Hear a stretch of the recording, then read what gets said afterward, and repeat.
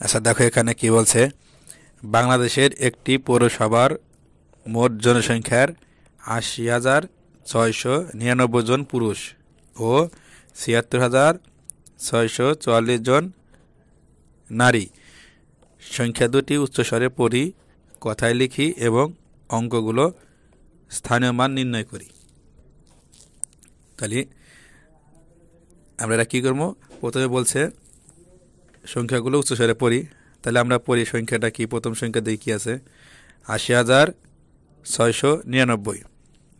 এরপরে কি বলছে কথায় লিখি, তাহলে আমরা কথায় লিখি ৮০,৬৯৯।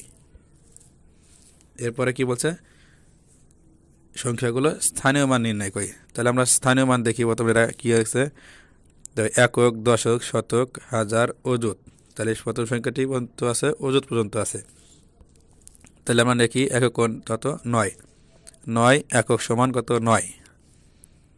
আবার ৯ আছে দেখো দশকের ঘরে, ৯ দশক সমান কত ৯০। এরপর দেখো ৬ কত, তাহলে শতক, ৬ শতক সমান ৬০০।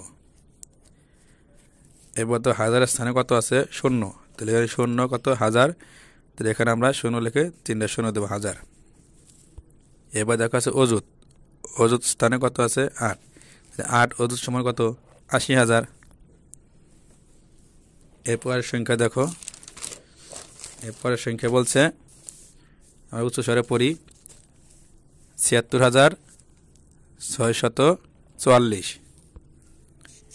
তাহলে আমরা কথায় লিখি ৭৬,৬৪৪। স্থানীয় মান দেখি একক, দশক, শতক, হাজার, অযুত। এখানে অযুত পর্যন্ত আছে, তাহলে ৪ কত একক সমান কত ৪। এরপরে ধরো ৪ দশক সমান কত ৪০। এবারে ৬ শতক সমান কত ৬০০। আবার দেখো ৬ হাজার সমান কত ৬,০০০। এবারে ৭ অযুত সমান কত ৭০,০০০। ১ অযুত সমান কত ১০,০০০, তাহলে ৭ অযুত সমান ৭০,০০০।